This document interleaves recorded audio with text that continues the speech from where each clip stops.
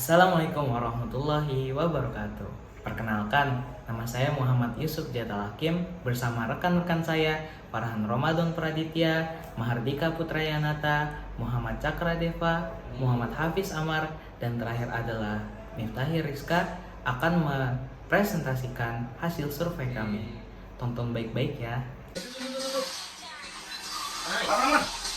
Ah, elah jago banget gua. Menang ini, lanjut. Lanjut gak sih? Lanjut. Masih bisa. Lanjut lah, lanjut. Bok, jam 2. Besok kan pasti siang. Ya juga. Lanjut lah, lanjut lah. Besok masih bisa bangun kita pagi. Ya deh.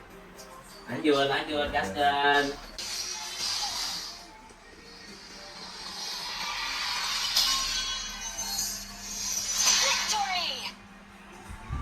Ini lagi sumpah lanjut. Ah elah. Gua ngantuk Bok. Udah jam 4. Untuk doang apa jam 4, besok kelas jam 2. Masih bisa, sumpah bangun pagi. Ah enggak, nanti gua ngantuk. Udah ya, enggak apa-apa. Nggak ada, gak usah lah. Tadi kita main dari jam 7. Apa? Biar kita nyentuh rank tinggi, anjir. Gak mau. Apa-apa. Enggak, aku ngantuk ya.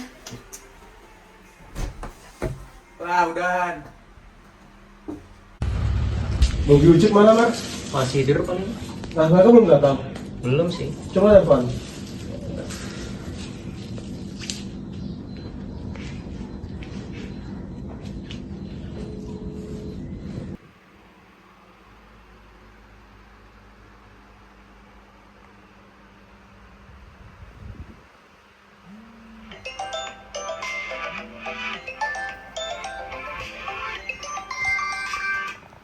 Ya, halo.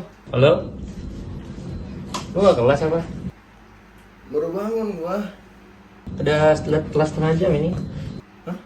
Udah 30 menit. Ya udah, gua siap-siap dulu. Mager nih. Yuk. Masih. Oh iya. 3 weeks later.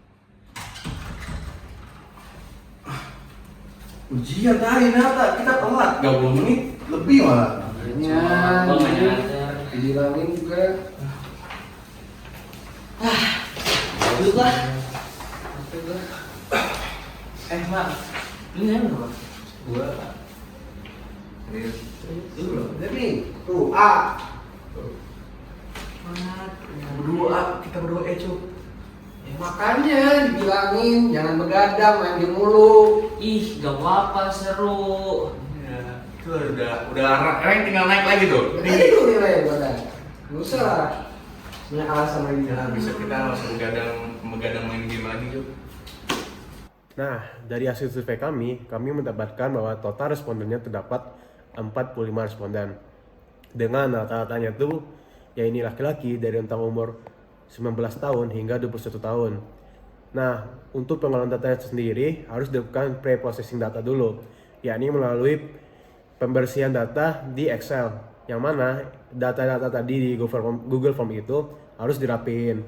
Jadi pas di SPSS-nya tuh bakal diolah lebih mudah.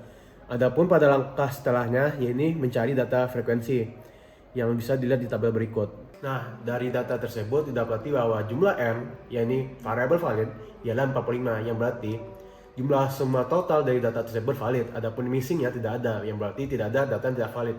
Maka diambil kesimpulan bahwa data yang diambil tersebut valid semua dan tidak ada yang tidak valid.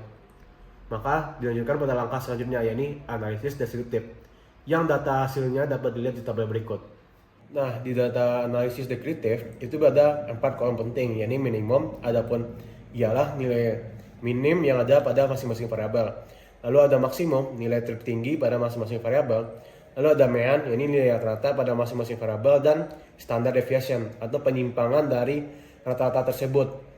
Adapun kalau kita ngambil kesimpulan umumnya, dapat diambil bahwa variasi nilai, yakni variabel dengan nilai deviasi standar lebih besar memiliki data yang lebih tersebar dari rata-rata. Contohnya pada X2 memiliki deviasi standar sebesar 1,335 yang menunjukkan bahwa data X2 lebih tersebar dibandingkan X1, yang mana X1 memiliki standar deviasinya 0,935. Lalu ada rata-rata yang memiliki gambaran kecenderungan sentral untuk setiap variabel.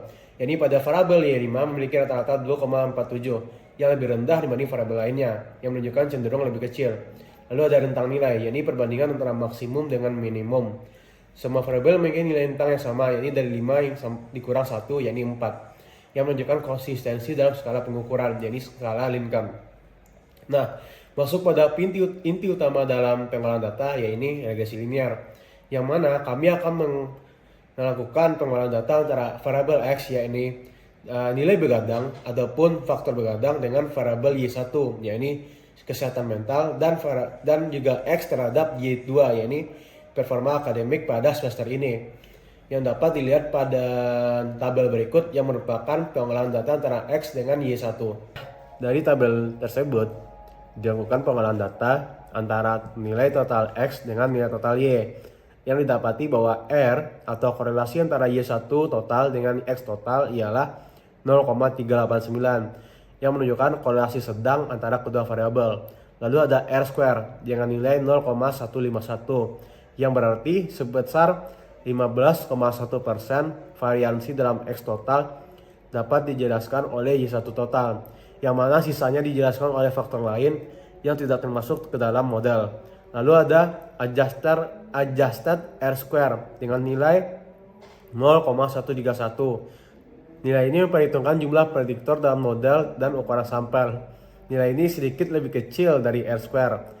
Nah, ini menunjukkan bahwa model tetap relevan meskipun disesuaikan. Lalu dapat dilihat ada tabel ANOVA. Nah, dilanjutkan pada tabel korelasi. Adapun kesimpulan bisa kita ambil, yaitu Y1 total memiliki pengaruh positif yang signifikan terhadap X total. Pengaruhnya cukup kuat dengan nilai slope sebesar 0,372. Nah, kesimpulan umumnya ada hubungan positif antara Y1 total dengan X total, dan juga model menjelaskan 15,1% dari variansi dalam X total. Adapun sisanya dipengaruhi oleh faktor lain yang tidak termasuk dalam model. Nah, kalau tadi kita membahas soal antara X dengan Y1 atau antara begadang dengan kesehatan mental, maka kita lanjut pada yang selanjutnya, ini antara X dengan Y2 atau begadang dengan performa akademik pada semester ini, yang mana bisa dilihat pada tabel regresi linear ini. Nah, dari tabel ini didapati bahwa R atau korelasi antara Y2 dengan total X, yakni 0,437, yang mana menunjukkan korelasi sedang antara kedua variabel. Lalu ada R square dengan nilai 0,191 atau sebesar 19,1% variansi dalam X total dapat dijelaskan oleh Y2 total. Sisanya dijelaskan oleh faktor lain di luar model. Lalu ada adjusted R square dengan nilai 0,173. Nilai ini menunjukkan bahwa model cukup stabil. Lalu ada standard error of the estimation dengan nilai 3,771, yang dapat diambil kesimpulan bahwa model regresi ini cukup kuat karena mampu menjelaskan 19,1% variasi dalam total X. Lalu pada tabel ANOVA yang mungkin dapat kita ambil kesimpulannya, ini model secara keseluruhan signifikan, yang berarti Y2 total adalah prediktor yang relevan untuk X total. Lalu ada koefisien yang kesimpulannya dapat diambil Y2 total memiliki pengaruh positif yang signifikan terhadap X total. Adapun pengaruhnya cukup kuat dengan nilai slope sebesar 0,424. Maka dari keseluruhan tabel Y2 dengan X total ini dapat diambil kesimpulan umum bahwa ada hubungan positif sedang antara Y2 total dengan X total. Adapun kekuatan modelnya menjelaskan 19,1% dari variansi dalam X total. Sisanya dipengaruhi oleh faktor lain yang tidak termasuk dalam model. Adapun signifikansi statistiknya secara keseluruhan signifikan. Lalu dari tabel regresi linear tadi dilanjutkan dengan mencari korelasi antara X, Y1 serta Y2 dengan hasil tabel berikut. Nah, dari tabel ini terdapat 3 tabel penting yang harus diperhatikan, yaitu antara X dengan Y1, X dengan Y2, dan Y1 dengan Y2. Yang mana pertama kita bahas antara X dengan Y1. Pada X dengan Y1 didapati bahwa nilai korelasinya bersifat 0,389, yang berarti korelasinya positif lemah. Lalu ada signifikansi dengan nilai 0,008 yang memiliki hubungan tingkat kepercayaan 99%. Dapat diambil kesimpulan bahwa Y1 total memiliki hubungan positif dan signifikan dengan X total, meskipun kekuatan hubungannya lemah. Lalu ada korelasi antara X total dengan Y2 total dengan nilai korelasinya ini 0,437, yang berarti nilai korelasi positif sedang. Lalu ada signifikansi dengan nilai lalu ada nilai signifikansi dengan nilai 0,003 yang berarti hubungan ini signifikan pada tingkat kepercayaan 99%. Lalu dapat diambil kesimpulan Y2 total memiliki hubungan positif yang signifikan dengan X total dengan kekuatan hubungan yang sedang. Lalu pada korelasi antara Y1 dan Y2 total, nilai korelasinya bersifat 0,722 yang berarti positif kuat. Lalu ada signifikansi dengan nilai di bawah 0,001 yang memiliki tingkat kepercayaan 99%. Dapat diambil kesimpulan Y1 total dan Y2 total memiliki hubungan yang sangat erat dan signifikan. Adapun interpretasinya, variabel X total memiliki hubungan yang lebih kuat dengan Y2 total dibandingkan dengan Y1 total. Adapun hubungan antara Y1 total dengan Y2 total sangat erat, menunjukkan kemungkinan ada hubungan linear yang kuat antara keduanya.